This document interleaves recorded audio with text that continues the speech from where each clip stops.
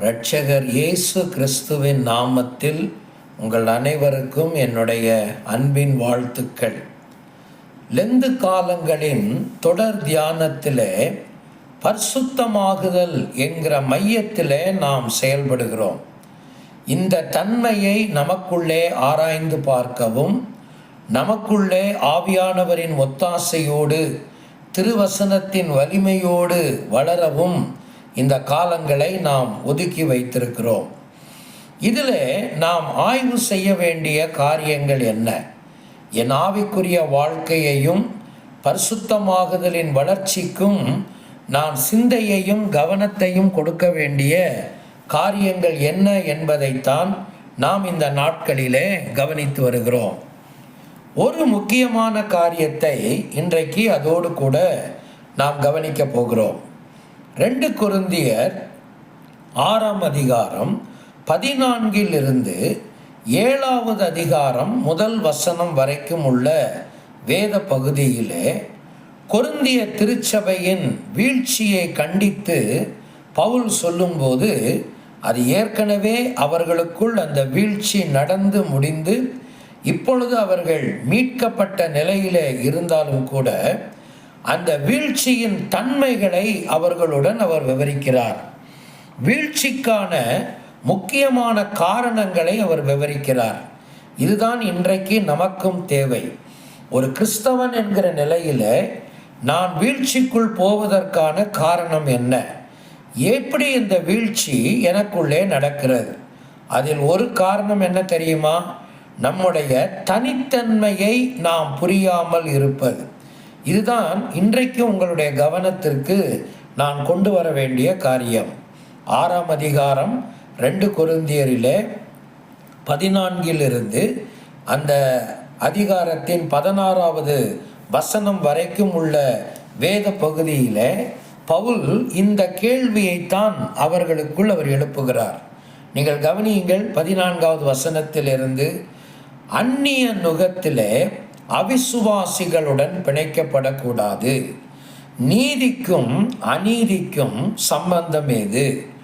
ஒளிக்கும் இருளுக்கும் ஐக்கியம் ஏது? கிறிஸ்துவுக்கும் பேலியாளுக்கும் இசைவேது? அவிசுவாசியுடனே விசுவாசிக்கு பங்கேது? இந்த வார்த்தைகளை எல்லாம் நீங்கள் கவனித்தீர்களா? பிணைப்பு, சம்பந்தம், ஐக்கியம், இசைவு, பங்கு, இவைகள் எல்லாமே என்னுடைய தனித்துவத்தை தீர்மானிக்கிற ஒரு காரியங்கள். உலகத்திலே நாம் வாழ்கிறோம். உலகத்தின் மக்களோடே தான் நாம் இருக்கிறோம். வீழ்ச்சி நிறைந்த உலகத்தில் தான் நாம் வாழ்கிறோம். ஆனாலும் கிறிஸ்துவை இரட்சகராக ஏற்றுக்கொண்டு அவருடைய ராஜ்யத்தின் மகனாக நான் மாறின பிறகு எனக்கென்று இருக்கிற தனித்துவத்தை நான் பாதுகாக்க வேண்டும், அதை பராமரிக்க வேண்டும். கொரிந்திய மக்கள் இந்த தன்மையை, அதற்கான ஜாக்கிரதையை அவர்கள் இழந்து போனதினால்தான் இடையில் அவர்கள் ஒரு பெரிய வீழ்ச்சியை சந்தித்தார்கள். சகோதரனே, சகோதரியே, இந்த தியானத்தின் மூலமாக உங்கள் வாழ்க்கையை ஆராய்ந்து பாருங்கள். உங்களுடைய தனித்துவத்தை நீங்கள் புரிந்திருக்கிறீர்களா? கிறிஸ்தவர்களாக தேவன் உங்களை இந்த உலகத்தில் வைத்திருப்பதற்கான நோக்கத்தை நீங்கள் உணர்ந்திருக்கிறீர்களா? அப்படியானால் உங்களுடைய பிணைப்பு, உங்களுடைய சம்பந்தம், உங்களுடைய ஐக்கியம், உங்களுடைய இசைவு, உங்களுடைய பங்கு, இவைகளை நீங்கள் சீராய்வு செய்ய வேண்டும். எங்கேயாகிலும் நீங்கள் தவறு செய்திருப்பீர்களானால் ஆவியானவர் உங்களை உணர்த்தட்டும்.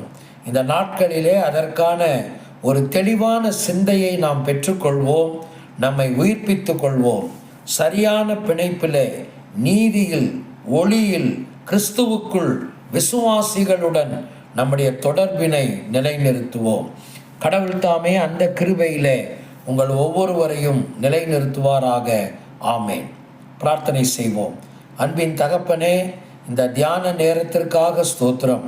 கிறிஸ்தவர்களாக நாங்கள் இந்த உலகத்தில் எப்பொழுதுமே எங்களுடைய தனித்தன்மையை புரிந்து வாழவும், அதை இந்த உலகத்தில் நிரூபிக்கவும் எனக்கும் எங்களுக்கும் உதவி செய்யும்.